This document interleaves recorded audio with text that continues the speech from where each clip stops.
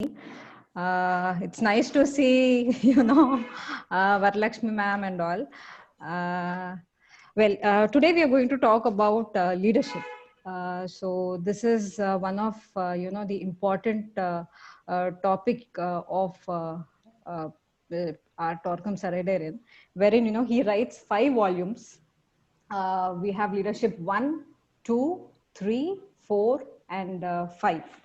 So here in this book, or in this topic, what Torkam discusses is mainly, we would get to know what is leadership, who is a leader, why is leadership important, and to become a leader, what one has to do, and once he becomes a leader, what are his responsibilities towards his co-workers. So let me actually, run through you, first, the contents of, that are there in volume 1.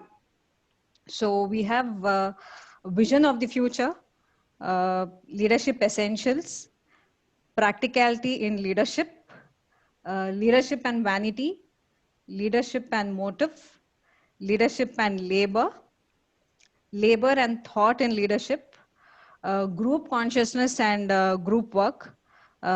Then the 9th one is the discriminative attitude of the leader.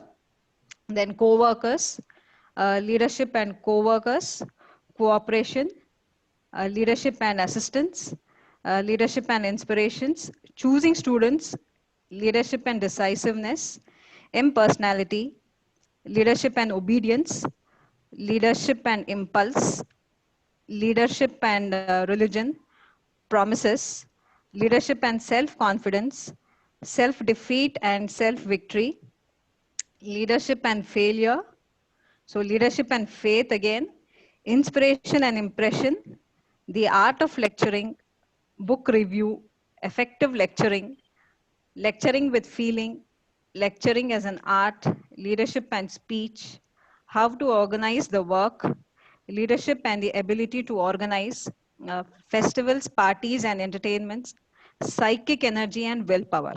Now, these are the chapters that are there in volume 1. So basically, when I was preparing for, our class, and, I've also read this leadership volume 1. Well, this book actually, or, the topic that he discusses, it help us in removing the myth that we Ma'am, carry feeling. about. Oh. Hello? Yeah, okay. Now it's okay. Yeah, Sound.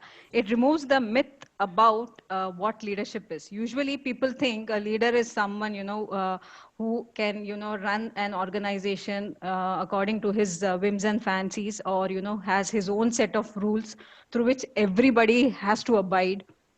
And uh, and nowadays, I mean, it's been, I mean, if you look into the past 10 years or 15 years, how the scenarios are going on, we see that, everybody, wants to become a leader, or there are people again who deny a leader. So this is again something which is not supposed to be done.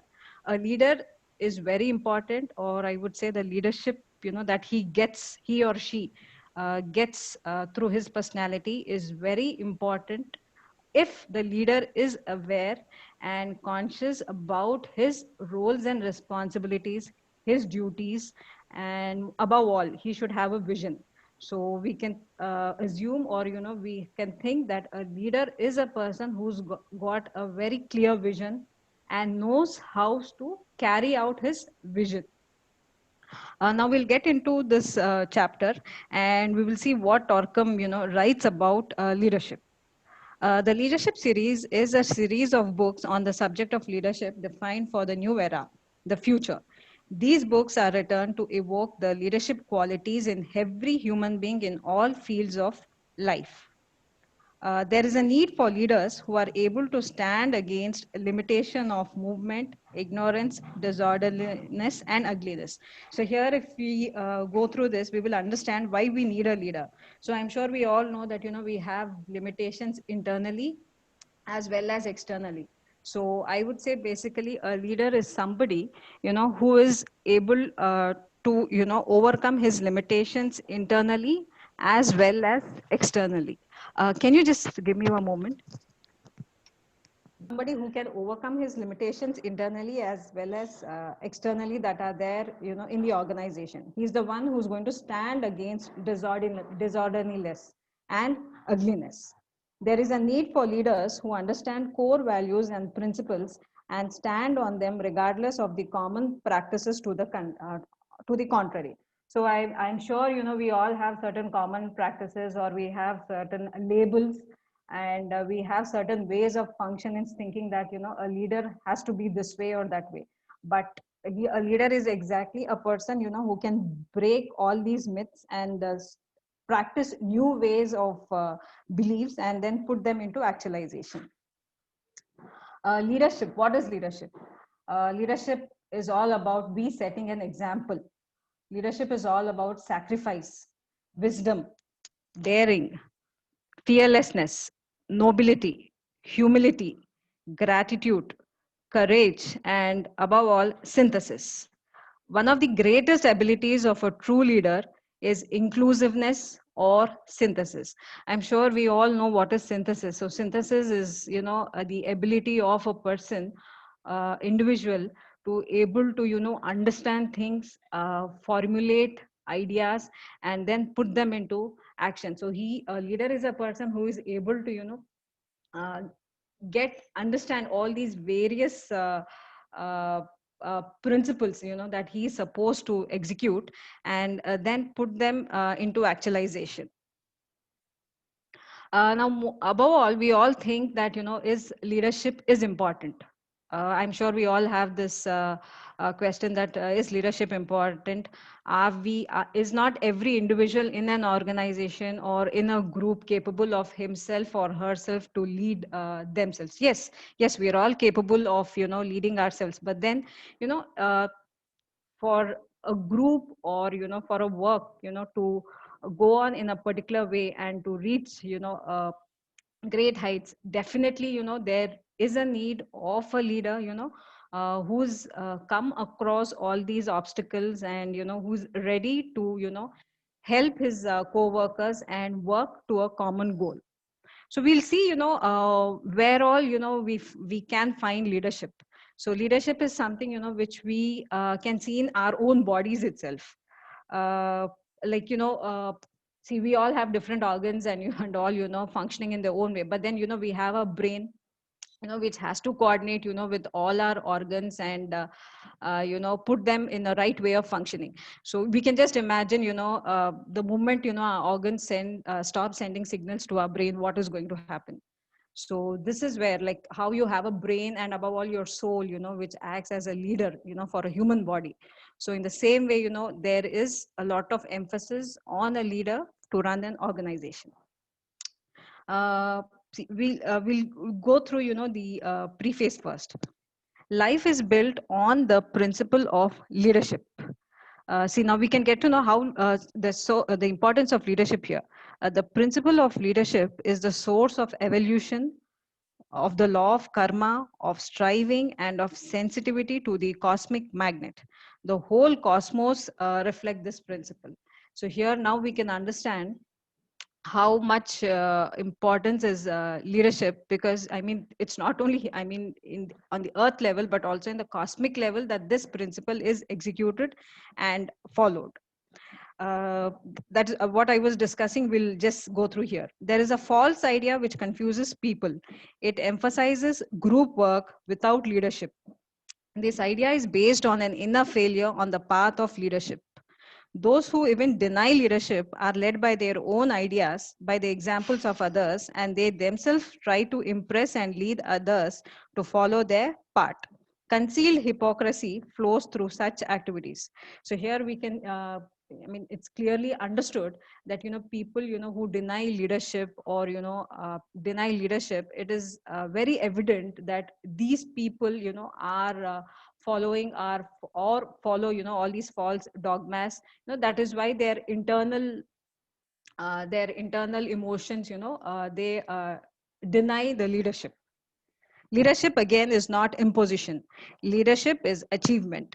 Leadership is the ability to conduct an orchestra, to guide a nation, to contact the highest light possible, and to reveal it to the multitudes.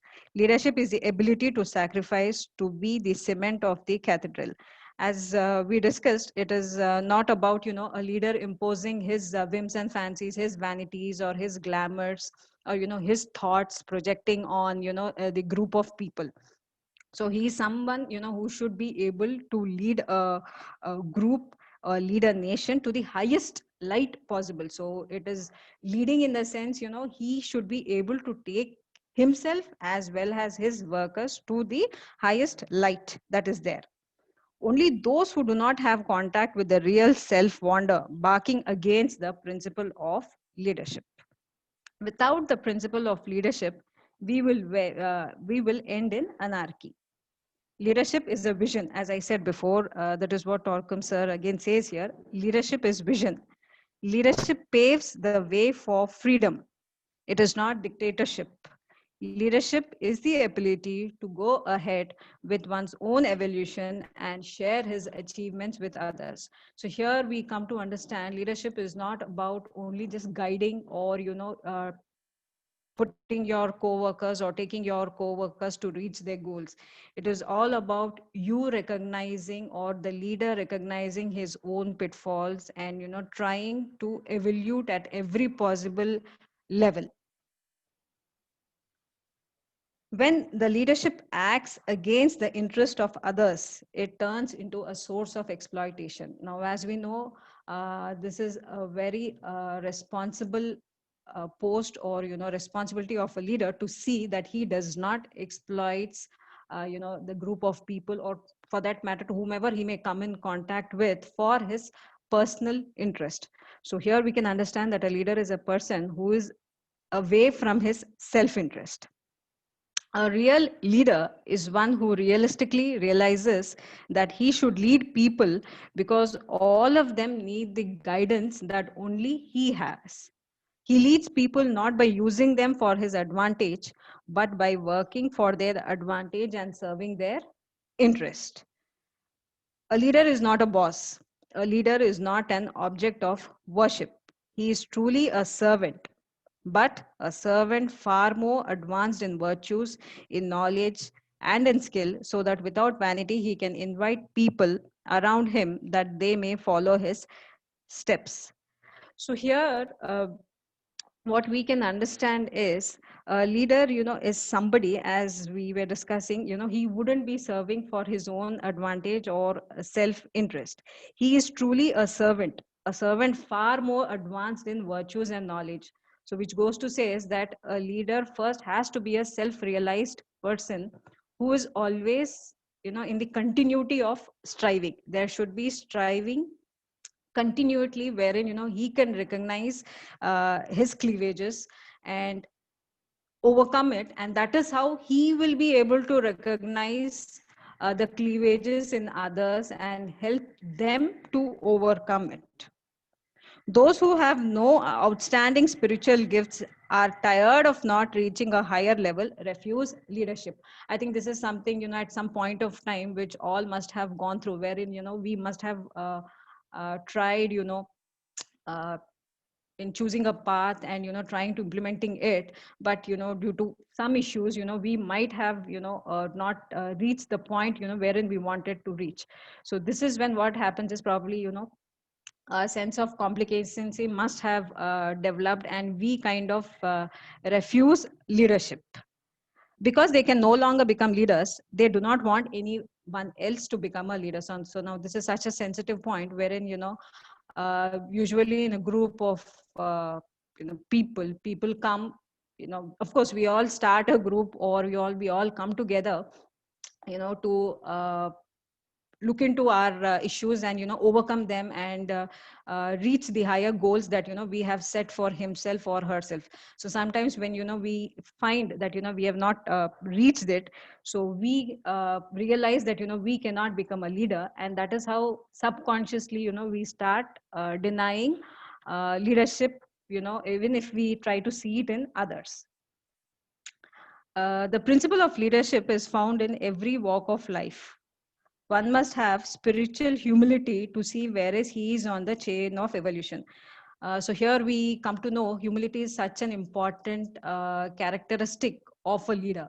Now, humility is where a person can recognize, where he is standing on the path of evolution, and construct and build ways so that he overcomes his obstacles, he overcomes his cleavages, and that is how moves onto the path of evolution. So humility is something, which everybody is supposed to have.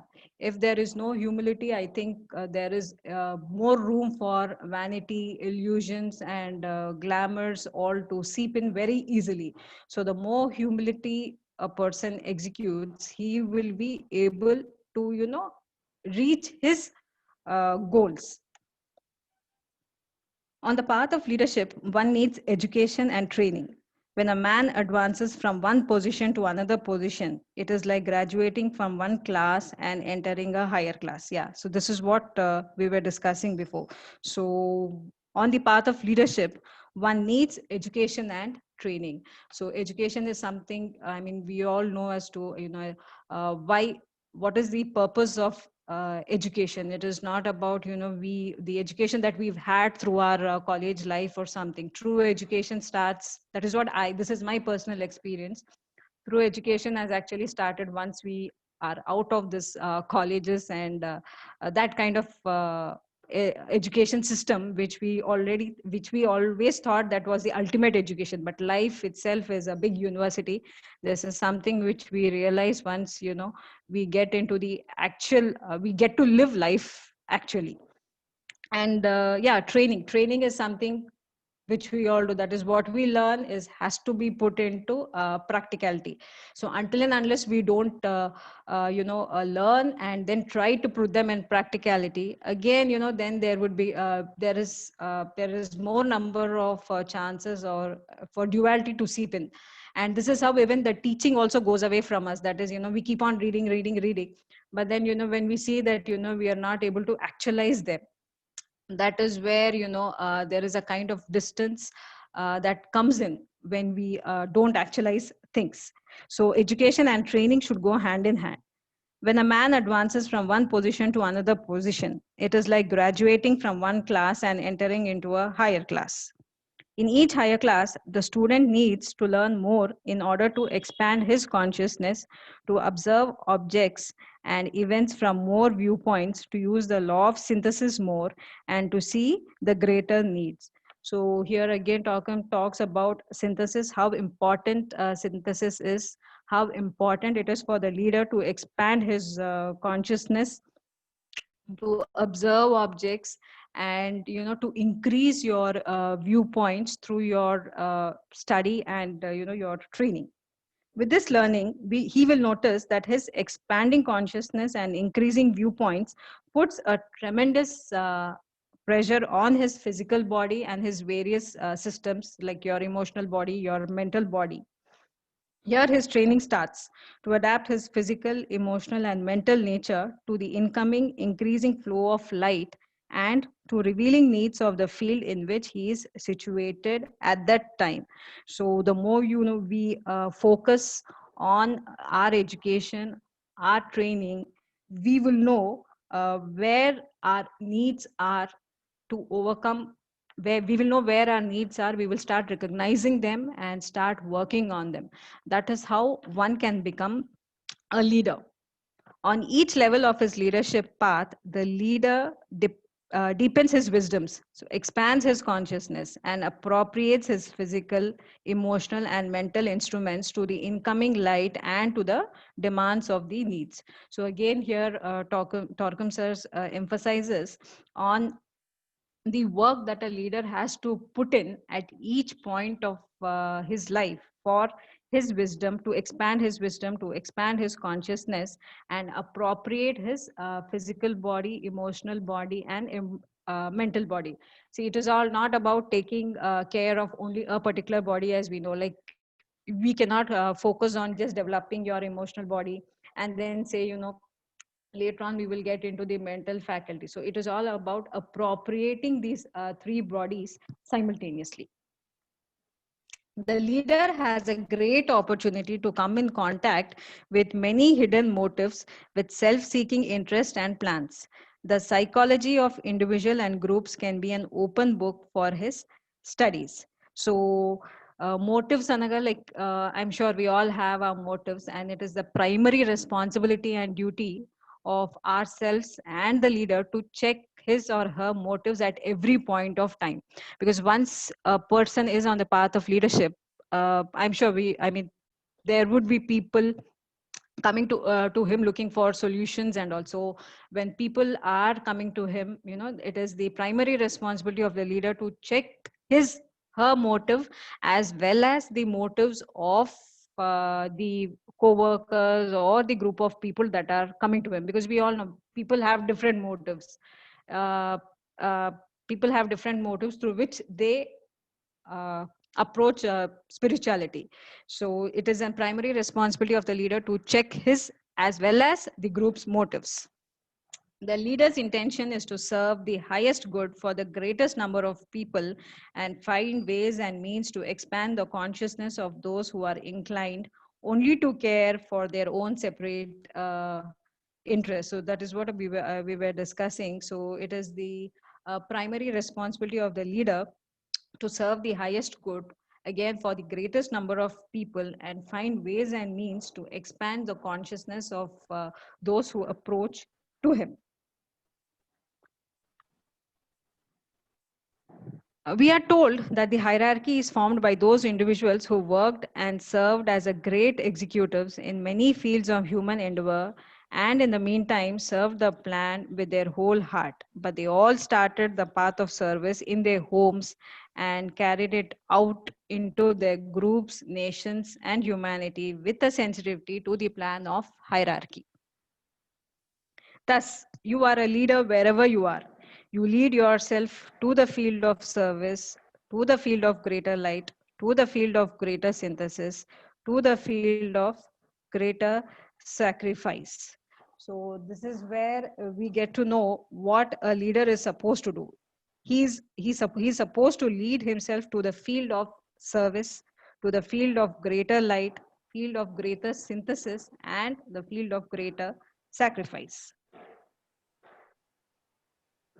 Uh, this is something we all need to understand very firmly, and is what we have to understand is leadership is not about authority. A leader is not a person, you know, who is there to put his rules and regulations for his co-workers.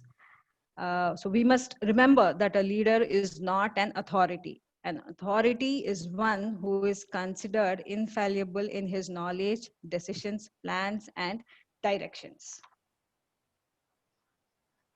So now we will come to know why there is an increasing need of leadership. There is an increasing need of leadership in the field of esoteric knowledge. So more and people nowadays are moving towards spiritual science, esoteric knowledge, with their hidden motives. So here comes the primary responsibility of the leader, wherein, you know, he or she is supposed to look into the actual motives of the people, of these people who are coming through him to him. So more and more people are becoming disillusionized with the teachings given to them by the opportunist, by people who have good intentions but are full of glamours and vanities. So this is where a leader is supposed to check the motive of himself as well as well as the motives of the people who are coming to him. The number of true searchers is increasing.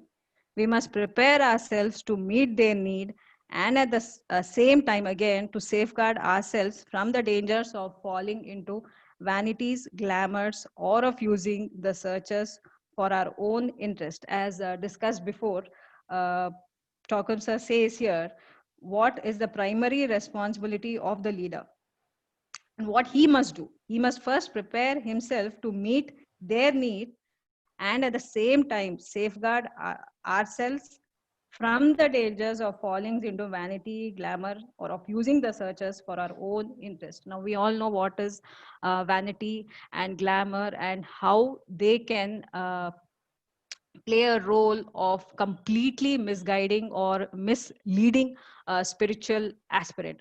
So this is where a leader, has to have a proper check, is should be able to recognize the vanities and glamours present himself, as well as uh, of the vanities and glamours of the aspirants that are coming to him.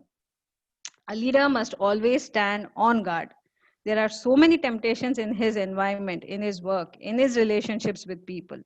Those who come to him may bring new temptations.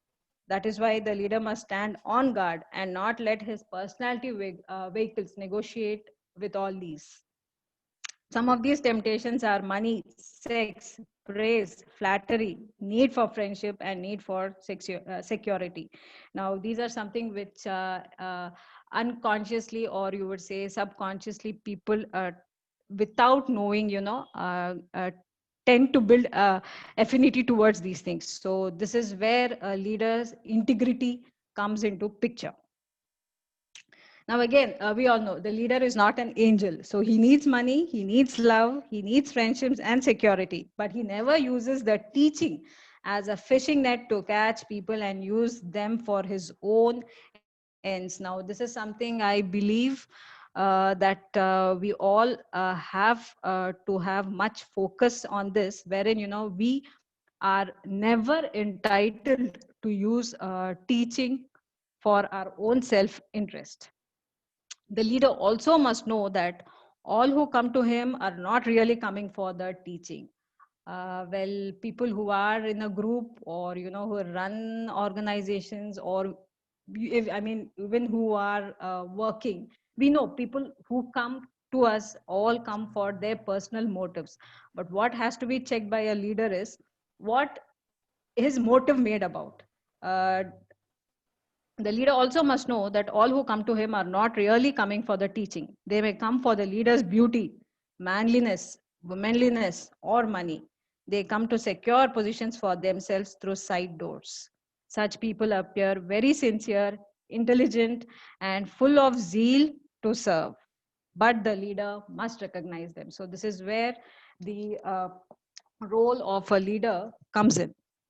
Some people do not like spiritual discipline. They can be tested daily. Some of them do not commit themselves to heavy labor. Some of them are not punctual, or they are jealous, or they do not like to sacrifice. They appear very obedient. They like to praise the leader in public. They like to show off. They criticize when the opportunity is given. They like high positions. All these signs in the newcomer indicates the need for extreme caution by the leader. So this is where a leader has to be sensitive. Sensitive in the sense, like, he should be uh, aware of the environment that he is in, and the environment that he is building, so that the primary goal of an organization, or the goal that he has set up, uh, should be reached at any cost. Now we will see a few techniques that Torkam sir has given as to how a leader can build his abilities to become a leader. A leader must make himself up to date physically, emotionally, mentally, and spiritually. This is a Herculean task.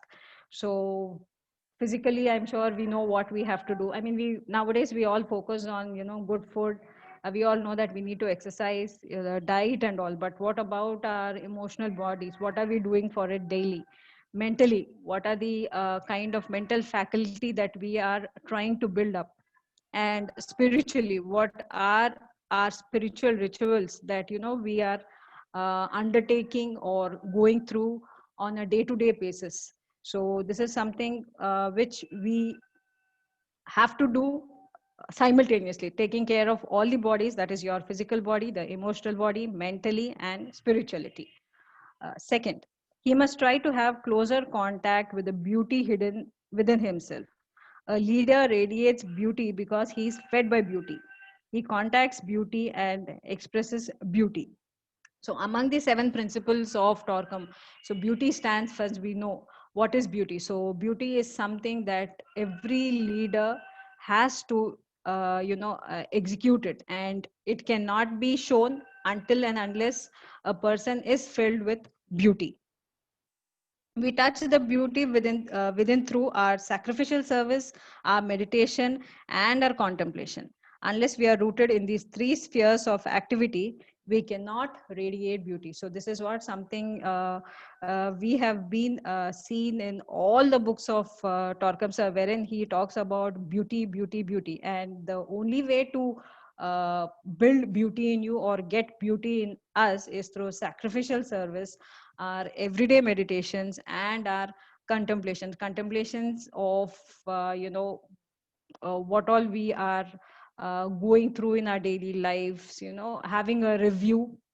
It could be either in the morning or evening, and that is how we are supposed to build up a ritual and then try to contact the beauty within us. And any expression lacking beauty cannot impress people and lead them towards their inner selves. The contact with the inner beauty enables us to develop greater love, purer simplicity, and deeper insight.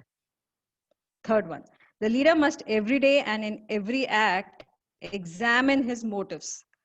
This can be great safeguard on his path. Let us not forget that the leader has his lower self, and the associates of the lower selves are great in number than the associates of his soul and the physical plane.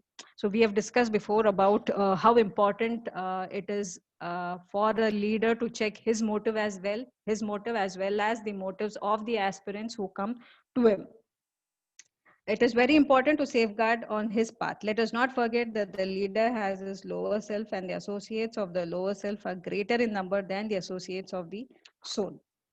The teaching, fourth point, the teaching given by the great ones is generally available to the public, but the leader's task is to teach the teaching through his living it. Only after he starts living the teachings does his soul or his master expands his consciousness and inspire him with the new progressive pages of the same teaching. So this is something we all must have experienced through. That is when we go through these teachings or we attend classes, and we read so much, but then when an problem or when an incident or when an issue comes up in our daily lives, or when we see that we are not able to execute what we have learned or what we have read, there is a kind of distance that comes up between us and the inner faculty that we are trying to work on. So that is something which a leader constantly has to overcome it.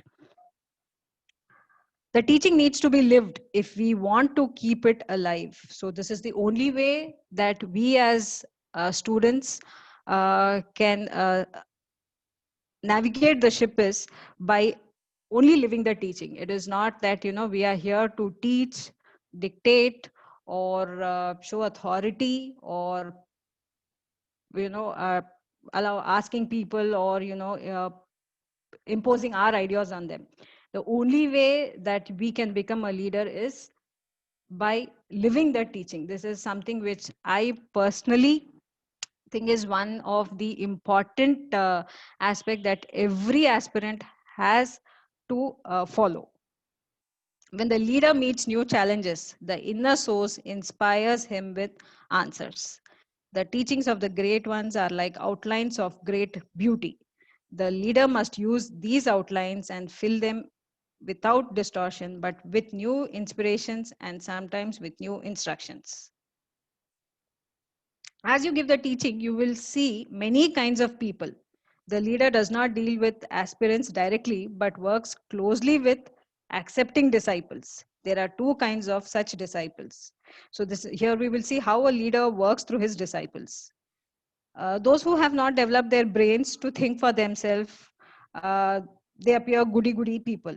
You can fill the minds of such people with almost anything and manipulate them in many ways. Such people must be kept away, no matter how easily they claim to accept masters, evolution, hierarchy, immortality, etc. The second kind, accepting disciples, are those who have very discriminative minds, but also a clear intuitive perception, a faith by which they accept the teaching as it is given by the Christ, Buddha, or Krishna.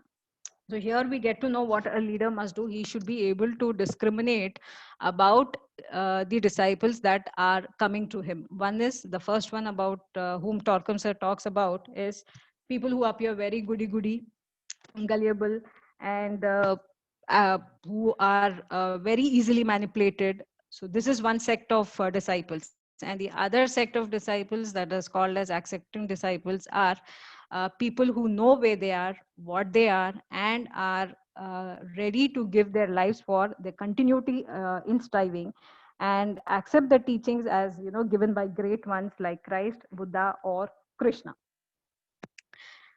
Fifth point, the leader must prepare his lectures and classes carefully, even if he knows that he is going to talk about, even if he knows what he's going to talk about. Remember that lectures serves two purposes: to lead, inspire, and encourage people, unfolding the true beauty of the teaching in them. And the second one is to prove to the watching master or senior disciple that the leader is unfolding through continuous striving and preparations. So here we get to know, even though a person is in a leadership position, when he is lecturing, so it just cannot happen without any preparation, though he must have, or though he or she knows about what he is going to talk, but there has to be a thorough preparation in what he is going to speak about, because this is such an responsible position. The leader not only Sixth point, the leader not only must prepare his lectures, but he must also rehearse them.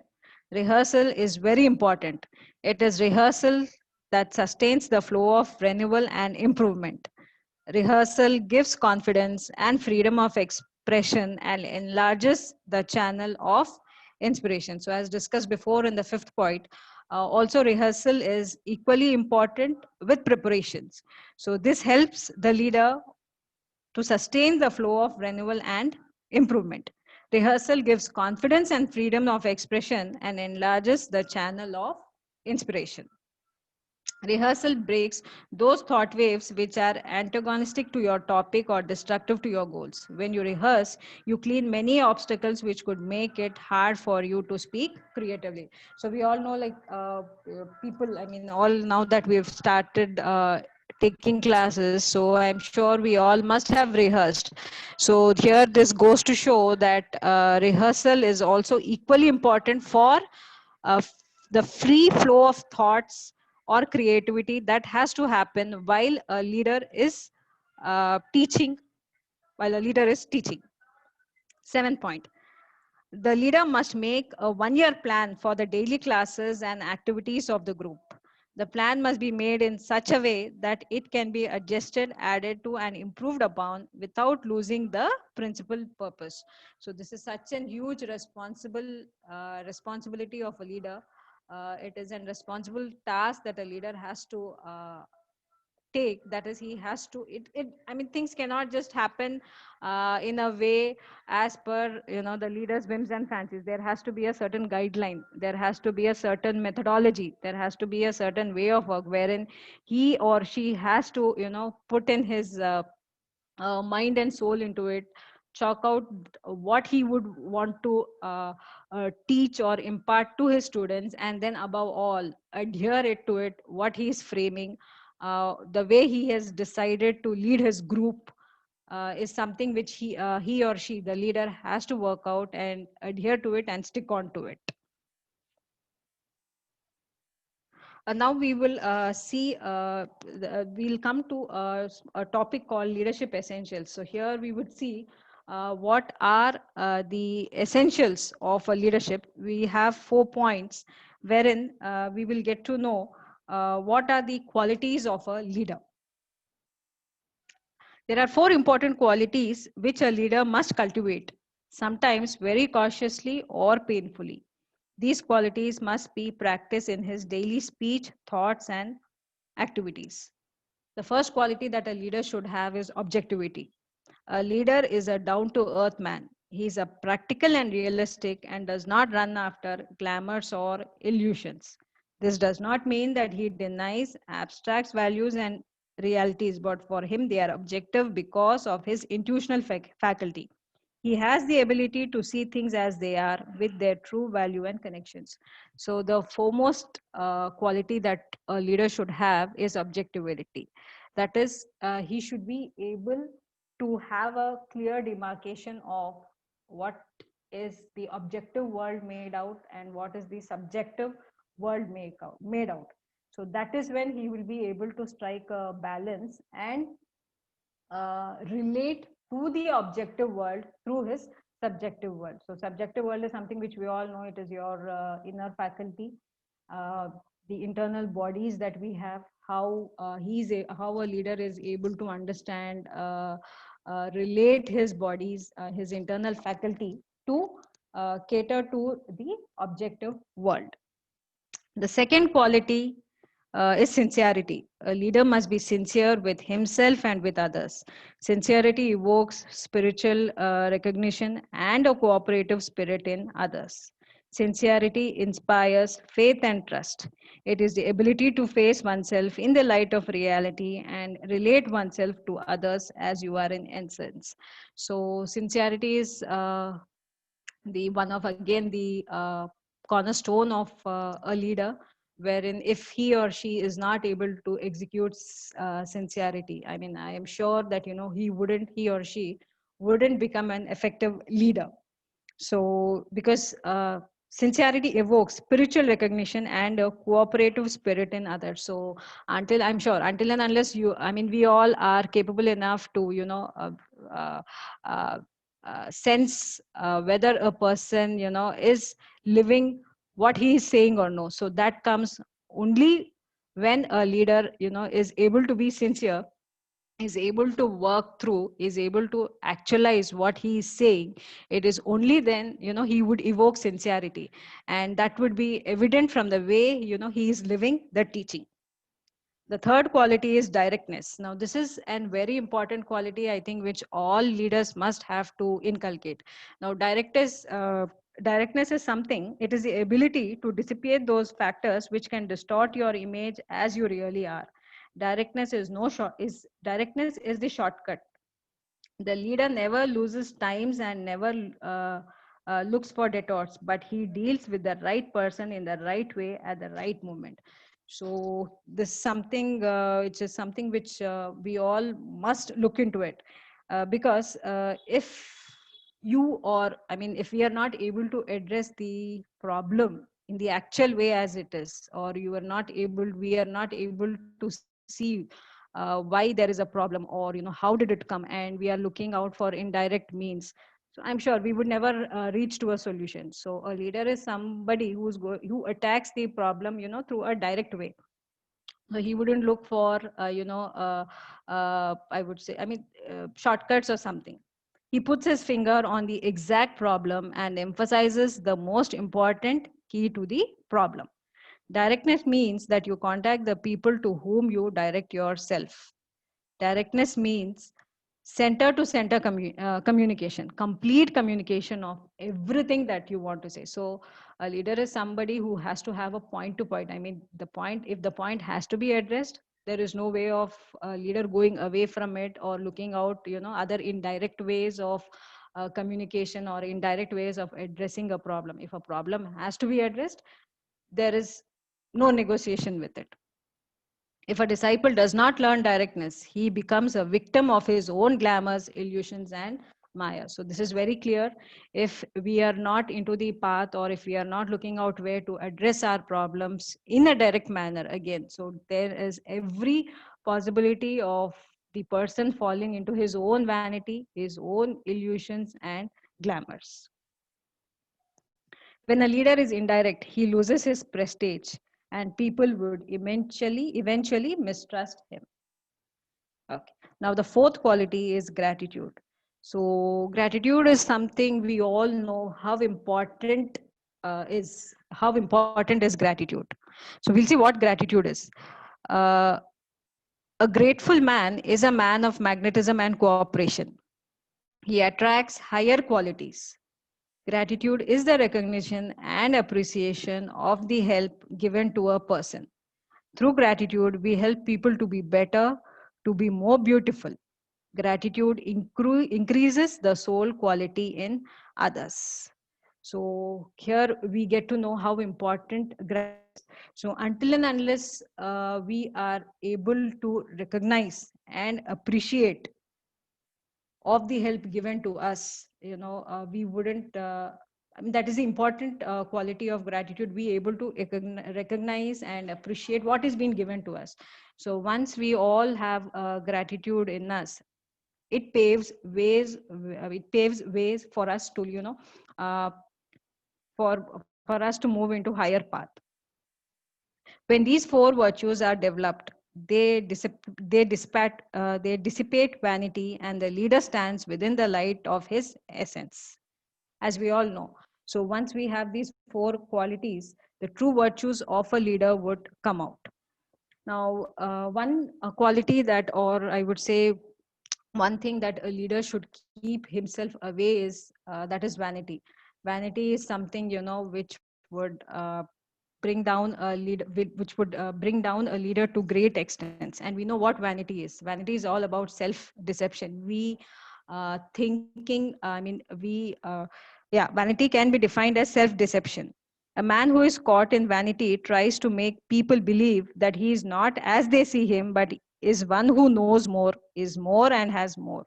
So what he is actually not important. What he is not is being projected more and more.